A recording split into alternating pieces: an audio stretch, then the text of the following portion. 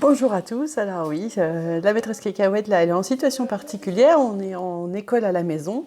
Alors je me suis dit que c'était l'occasion de donner des conseils à tous les parents pour cette organisation voilà, de l'école à la maison, comment ça marche, comment on fait concrètement. Alors mon tout premier conseil, ça va être surtout d'instaurer des rituels. Il faudrait que voilà, dans la journée, vos enfants sachent très bien ce qui se passe pour qu'il y ait moins de bagarres, que ce soit organisé hein, comme à l'école. Alors mon tout premier conseil, hein, c'est de garder vraiment les horaires de lever et de coucher que vous aviez avant. Oui, donc c'est important de garder ces horaires de coucher et de lever pour que les enfants aient un rythme scolaire, voilà, on n'est pas en vacances. C'est important. Et surtout, voilà ce que j'ai dit à mes élèves aussi, c'était qu'ils devaient s'habiller. Jamais j'ai vu un élève à l'école en pyjama. Donc, eh bien, là aussi, la journée, elle commence, voilà, on se lève, on s'habille, on fait le petit-déj, ou on se lève, on fait le petit-déj, on s'habille, comme à l'habitude. Et puis, à l'heure de l'école, quand les parents sont disponibles, eh ben, c'est bien de commencer la journée, parce que finalement, c'est quand même le matin que les enfants sont le plus disposés pour les apprentissages.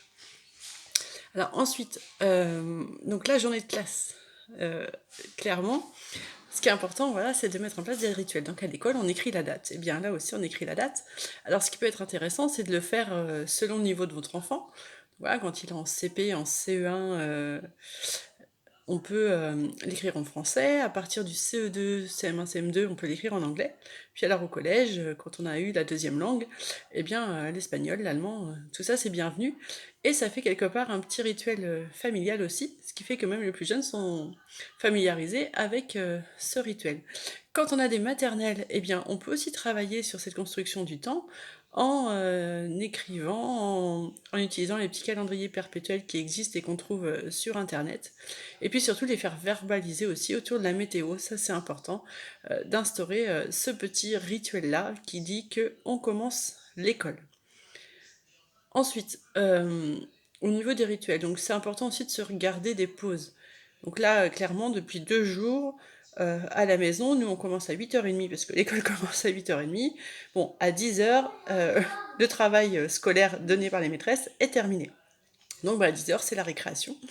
Donc la récréation, il joue, alors ça saute, ça court, dehors, dans la maison. Voilà, donc c'est important de faire ça. Il y a aussi donc ce travail scolaire, en effet, il n'est pas forcément très long, mais on a une problématique, c'est quand même de les occuper toute la journée.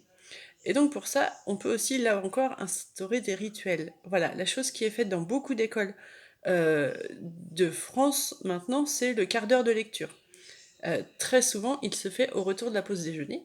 Et bien là, c'est l'occasion aussi pour vous, après la pause déjeuner, le temps pour chacun de lire, d'écouter une histoire. Alors, il y existe plein de podcasts pour écouter des histoires. Je vous les mettrai en bas de la vidéo, là, dans la description.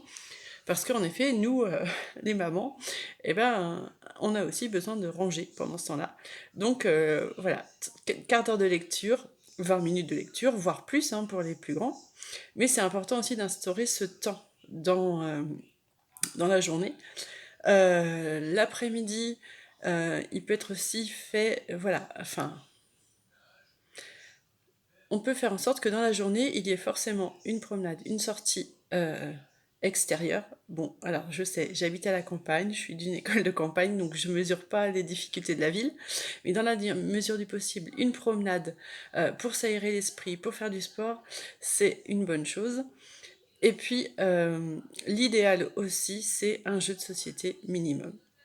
Donc voilà comment ça s'organise. Donc si je répète bien, en gros le matin, rituel, la date, l'emploi du temps, la météo éventuellement.